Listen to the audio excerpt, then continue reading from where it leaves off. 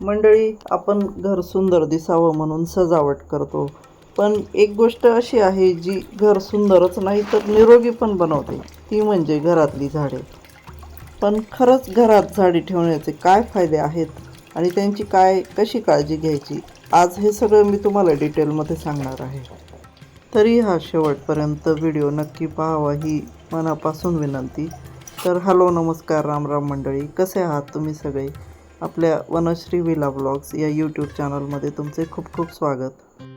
तर मंडळी, आपण AC, एअर प्युरिफायर घेत असतो घरात, पण निसर्गाने दिलेली ही नॅचरल प्युरिफायर आपण इग्नोर करत असतो. तर त्याचा पुरेपूर फायदा आपण घेतला पाहिजे. घरात झाडे असली की हवेतली जी टॉक्सिन्स असतात तेही ते शोषून घेत असतात. त्याचबरोबर असं घरात एक फ्रेश फिलिंग येतं. त्याचबरोबर स्ट्रेस कमी होतो. तो जो हिरवा रंग असतो ना, तो एक पॉझिटिव्हिटी देत असतो आपल्याला. त्याचबरोबर अँझायटी, अस्वस्थता कमी होते आणि घर असं एक एस्थेटिक लुक द्यायला लागतं. आपलं झाडं असले की एक नॅचरल व्हाईब्स आल्यासारखं वाटतं.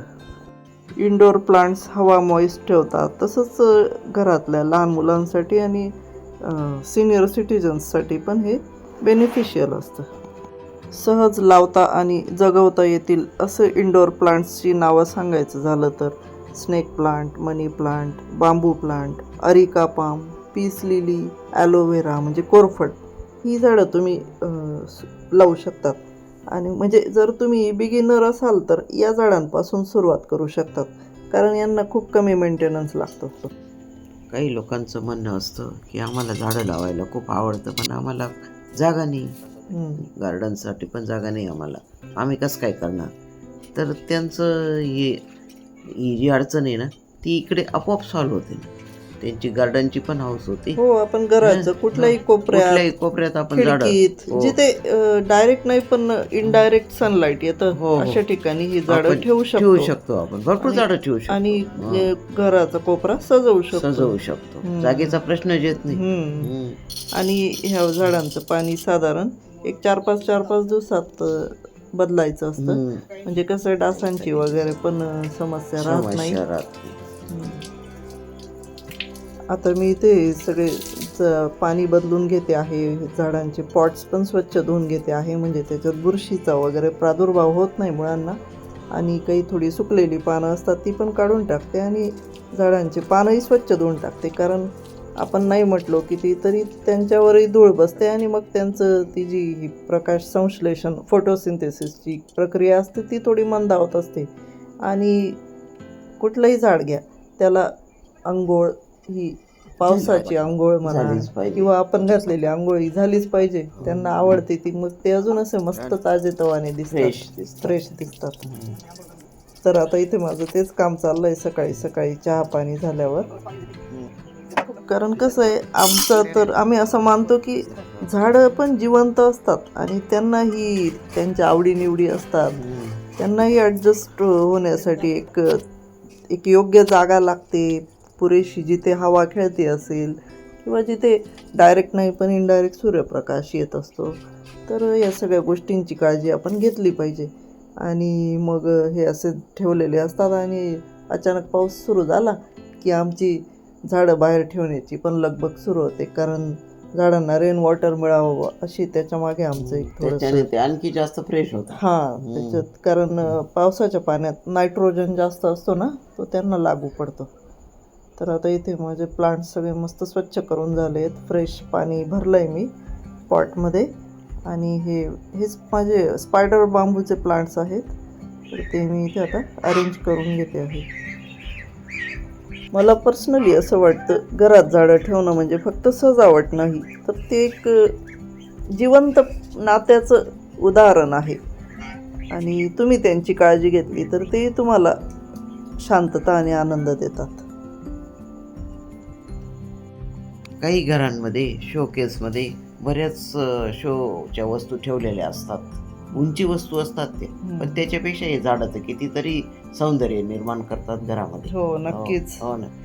त्यांच्यापासून मिळणारं सौंदर्य आणि फायदे कितीतरी पटीने जास्त आहेत त्या कृत्रिम वस्तूंपेक्षा. चला तर मंडळी, आता माझं सकाळचा इंडोर प्लांट्सचा मेंटेनन्स झाल्यावर आम्ही आमच्या चिकू हार्वेस्टिंगकडे वळलो आहोत. तर आज आम्ही हा जो चिकूच्या झाडाचा कंपाऊंडच्या बाहेर आलेला भाग होता, त्याला बरेच चिकू लागलेले होते. तर म्हटलं आज ते उतरवायचे होते. तर आता इथे पप्पा स्टूलवर चढून चिकू उतरवत आहेत आणि इथे मी खाली ते एक बादली भरून आणली पाण्याने, त्याच्यात टाकते आहे. तर हे चिकू काढणं पण तसं सोपं नाही आहे बरं का.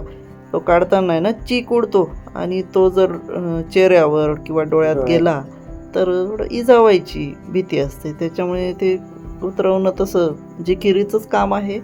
पण मग कसं आहे, ते इतके लगडलेले असतात आणि काही पक्षी खातात, पण मग ते खाली जर पडले ना मग त्यांच्यावर ते घुमतारे वगैरे फिरतात, आणि वाया जातात, पायाखाली येतात. मग ते बरं नाही वाटत. म्हणून मग आम्ही असं थोडेसे डार्क ब्राऊन झालेले, चांगले गोल गरगरीत असे झालेले, म्हणजे हे ओळखायचं असतं की उतरवण्यासारखे झालेले चिकू कोणते. तर ते सगळे अलगद थोडे ट्विस्ट करून काढून घेतो. आणि आता आमचं चिकू हार्वेस्टिंग झालेलं आहे. इथे कॅमेरा मी आईच्या हातात दिलेला होता. तर आई आमचं बॅकयार्ड बाहेरून शूट करते आहे. त्यानंतर आता पप्पा गेले चिकू वॉश करायला. तो सगळा चीक स्वच्छ धुवावा लागतो आणि मग ते असं कापडात आम्ही गुंडाळून ठेवतो, थोडंसं झाकून ठेवतो उबदार याच्यात, आणि मग ते 7-8 दिवसात पिकतात. आता इथे उन्हाळ्याचे दिवस आलेले आहेत आणि आपल्याला जसं उष्णतेचा त्रास होतो तसं पक्ष्यांनाही होतो, स्पेशली कोंबड्यांना, कारण ते उष्ण रक्ताचे असतात. त्याच्यामुळे आम्ही त्यांना असं वारंवार मधून ताक प्यायला देत असतो आणि त्या पण बघा मस्त आवडीने पितायत ताक. ताकामध्ये नॅचरलीच प्रोबायोटिक्स म्हणजे चांगले जीवाणू असतात जे कोंबड्यांच्या पचनसंस्थेला मदत करतात. त्याच्यामुळे अन्न चांगलं पचतं आणि पोषणही योग्यरित्या मिळतं. तसंच त्यांची रोगप्रतिकारक शक्ती ताकामुळे वाढत असते. आणि ताक थंड असतं असंही, त्याच्यामुळे ते कोंबड्यांना उष्माघाताचा जो धोका असतो तो कमी करत असतो. ताकामध्ये कॅल्शियम आणि तसंच इतर पोषक घटक असतात जे अंडी देणाऱ्या कोंबड्यांसाठी विशेषतः गरजेचे असतात. त्याच्यामुळे अंड्यांचं कवच पण मजबूत होतं. आमच्या कोंबड्या रेग्युलर अंडी देतात, त्याच्यामुळे आम्हाला त्यांच्याही पोषणाची सगळी काळजी घ्यावीच लागते. फक्त ताक देताना काही गोष्टींची काळजी अशी घ्यायची असते की ते ताजं आणि स्वच्छ असावं आणि डायल्युटेड द्यावं. एकदम असं अख्खं ताक देऊ नये डायरेक्ट, आणि ते असं जास्त खराब किंवा आंबट नसावं. तर थोडी या गोष्टींची काळजी घेतली की मस्त लागू पडतं ताक कोंबड्यांना. मंडळी, आम्ही तुमच्याशी आधी शेअर केलेलं आहे की आम्ही जे पण घरात ग्रीन वेस्ट निघतं तर ते जिरवून त्याचं खत बनवत असतो. आणि ही गोष्ट आता आमच्या कॉलनीतल्या आमच्या आजूबाजूच्या शेजार पाजारच्या लोकांनाही माहिती आहे. त्याच्यामुळे ते पण त्यांचं ग्रीन वेस्ट आमच्याकडे आणून देत असतात. तर आता आमच्या येवले मामींनी बटाट्याचे वेफर्स केले ना, तर हे सगळ्या साली आम्हाला आणून दिल्या. आता कसं आहे, बऱ्याच गृहिणी रोज स्वयंपाकात बटाटा सोलला की ती साल कचऱ्यात टाकतात. पण तुम्हाला माहिती आहे का मंडळी, ह्याच साली तुमच्या झाडांसाठी सुपर फर्टिलायझर ठरू शकतात. जर त्यांचा योग्य पद्धतीने वापर केला तर झाडं पण जलद वाढतात. बटाट्याची साल ही पोटॅशियम रिच असते आणि हा जो घटक आहे तो झाडाच्या फ्लॉवरिंग आणि फ्रुटिंगसाठी खूप गरजेचा असतो. आता ही साल झाडांसाठी कशी वापरायची हे पण मी तुम्हाला थोडक्यात सांगते. तर याचे एकतर डायरेक्ट मातीमध्ये मिसळू शकतात किंवा मग या साली 2-3 दिवस पाण्यात भिजवून ते पाणी झाडांना देता येतं, किंवा मग साली सुकावून त्याची पावडर करून ती पण मातीमध्ये टाकता येते. आणि साधारण जी फुलझाडं असतात आपल्याकडे, जास्वंद, गुलाब किंवा मग भाज्या, इंडोर प्लांट्स, यांना पण तुम्ही फ्लॉवरिंगसाठी वगैरे ही बटाट्याची सालीचे खत वापरू शकतात. इथे हा आमचा कोंबड्यांचा खाऊ बघा, टोमॅटो, काकड्या, फ्लॉवर. मार्केटमध्ये जे मुबलक आहे, स्वस्त आहे, असं सगळं कॅरेट भरून आणलं जातं. त्याच्यात मग आमच्या कोंबड्यांचे 7-8 दिवस मस्त निघून जातात. मंडळी, आता हे बघा, इथे आमचं जास्वंदीचं झाड आहे आणि याला किती कळ्या आलेल्या आहेत. कळ्या मग कशामुळे आले ते ना जास्वंदीची छाटणी केली होती. मला हे माहितीच नाही तू चटणी केली, मला वाटलं आपोआपच आले.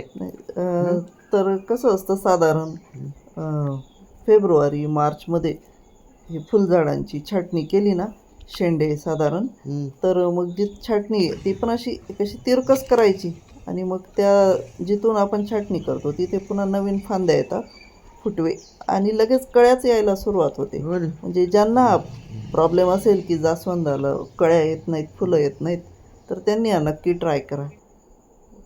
आणि आता इथे बघा, इकडे पप्पांचे चिकू मस्त साफ करून झालेत. मला तर हे चिकूपेक्षा बेसन लाडूच जास्त दिसत आहेत.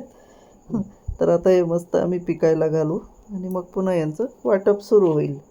आणि आता इथे बघा, आमच्या मलबेरीच्या झाडाला मस्त बेरीज लागलेल्या होत्या. 8-10च होत्या, पण मग आता झाड 3-4 वर्षाचं झालं आहे आणि पहिल्यांदा लागल्या आहेत म्हणून मला विशेष आनंद आहे. तर बघू आता पिकल्यावर खाऊ मिळाल्या तर, नाहीतर मग आमचे पक्षी काही मिळू देत नाही फारसे. शक्यता कमीच. हां, तशा कमीच लागल्या आहेत, पण तरी आनंद आहे बुवा, पहिल्यांदा लागल्या असं. आता इथे बघा, माझे इंडोर प्लांट्स मस्त त्यांच्या त्यांच्या जागेवर घरात पुन्हा आलेले आहेत. आणि कसा वाटला हा मंडळी छोटासा व्हिडिओ? त्यात थोडीशी मी माहिती, झाडांचं महत्त्व शेअर केलं आहे. तर तुम्हाला ते आवडलं असेल तर आमच्या चॅनलला नक्की सबस्क्राईब करा, लाईक करा, शेअर करा आणि कमेंट करा. धन्यवाद.